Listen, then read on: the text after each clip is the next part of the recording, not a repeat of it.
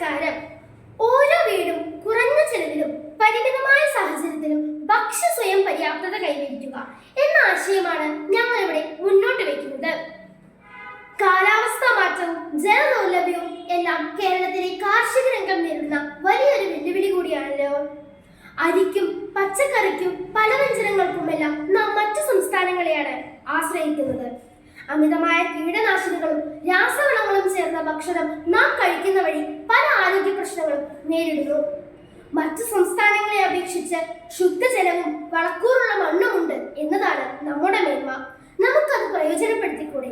മാനസിക ശാരീരിക ആരോഗ്യമുള്ള നല്ലൊരു തലമുറയ്ക്കായി നമുക്ക് ഒന്നിച്ചു പ്രവർത്തിക്കാം. അതിനായി ഞങ്ങളിവിടെ ആദ്യമായി മുന്നോട്ട് വയ്ക്കുന്ന ഒരു പ്രവർത്തനം എന്ന് പറയുന്നത് അക്വാപോണിക്സ് എന്നാണ്.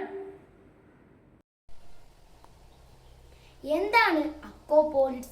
ഹൈഡ്രോപോണിക്സും അക്വാകൾച്ചറും ചേർന്നതാണ് അക്വാപോണിക്സ്. അക്വാകൾച്ചർ കൃഷിരീതി മീനുകൾക്കും ഹൈഡ്രോപോണിക്സ് കൃഷിരീതി ചെടികൾക്കുമാണ്. ഇവയെല്ലാം ചേർന്നതാണ് അക്വാപോണിക്സ്. മീനിന്റെ കാഷ്ടത്തിൽ ഫോസ്ഫറസും പൊട്ടാസ്യവും അടങ്ങിയിട്ടുണ്ട്.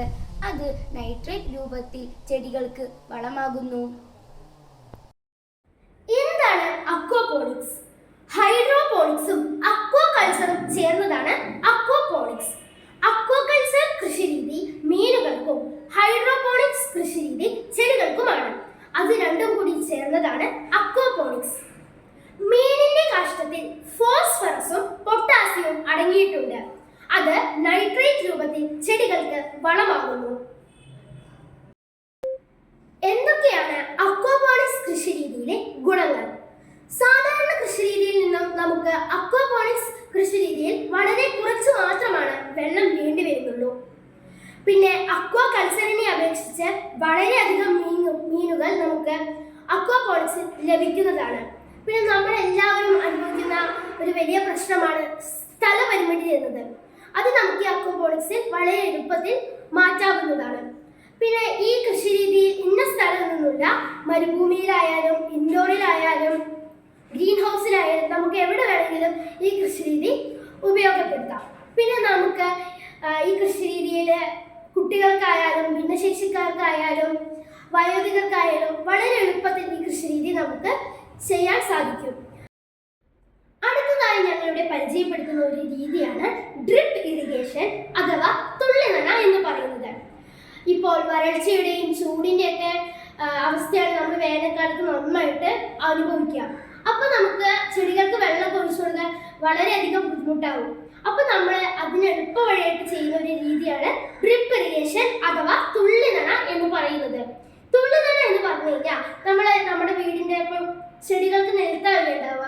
അപ്പൊ നമ്മൾ ടെറസിന്റെ മേലെയോ ഇത്തിരി ടാങ്ക് ഒക്കെ വെച്ചിട്ട് അതിൽ നിന്ന് നൂല് നമ്മുടെ ചാക്കുനൂലൊക്കെ വെച്ചിട്ട് ആ ചാക്കുനൂലിലൂടെ വെള്ളം പാസ് ചെയ്തിട്ട് ചെടിയുടെ ചോട്ടിൽ ഒറ്റൊറ്റായിട്ട് ദീർഘനേരം ആ വെള്ളം വീഴും. അപ്പൊ ചെടിക്ക് വേണ്ട വെള്ളം കിട്ടുകയും ചെയ്യും, അധികം വെള്ളം പാഴാവുകയില്ല. ഇപ്പൊ അങ്ങനെയാണെങ്കിൽ നമുക്കിപ്പോൾ വീട്ടിൽ നിന്ന് കുറേ ദൂരം മാറി നിൽക്കുമ്പോഴൊക്കെ ആ വെള്ളം വളരെയധികം ഉപയോഗപ്രദമാകും. അപ്പോൾ വെള്ളം നഷ്ടമാവുകയില്ല, ചെടികൾക്ക് വേണ്ട വെള്ളം ലഭിക്കുകയും ചെയ്യും. ഇതാണ് ഡ്രിപ്പ് ഇറിഗേഷൻ. അടുത്തതായി ഞങ്ങളിവിടെ പരിചയപ്പെടുത്താൻ പോകുന്നതാണ് കമ്പോസ്റ്റ് എന്ന് പറയുന്നത്.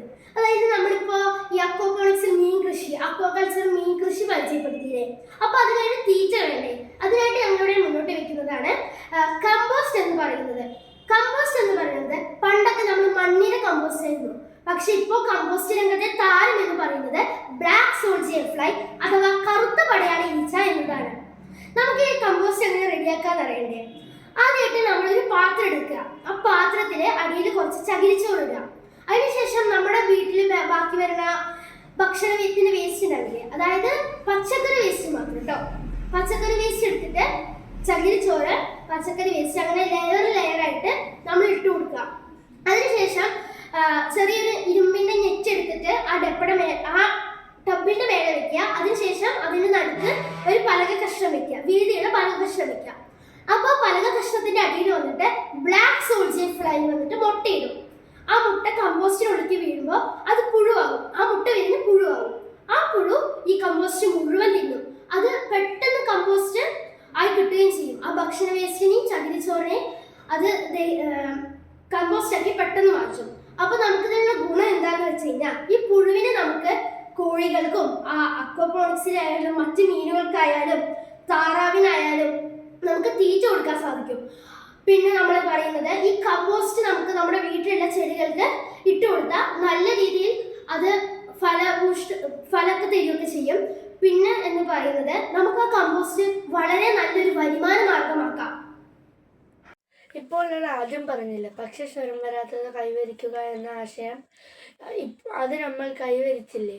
ഇപ്പോൾ നമുക്ക് വീട്ടിലേക്കുള്ള പച്ചക്കറിയായി, മീനായി, കമ്പോസ്റ്റായി, പിന്നെ മീനുകൾക്കുള്ള തീറ്റയായി, കോഴികൾക്കും ഉള്ള പുഴുവായി, കമ്പോസ്റ്റിലൂടെ നമ്മൾ വീട്ടിലേക്കൊരു ചെറിയ വരുമാനവുമായി. ഇപ്പോൾ നമ്മൾ ഭക്ഷ്യസ്വരം വരാത്തത് കൈവരിച്ചിരിക്കുന്നു.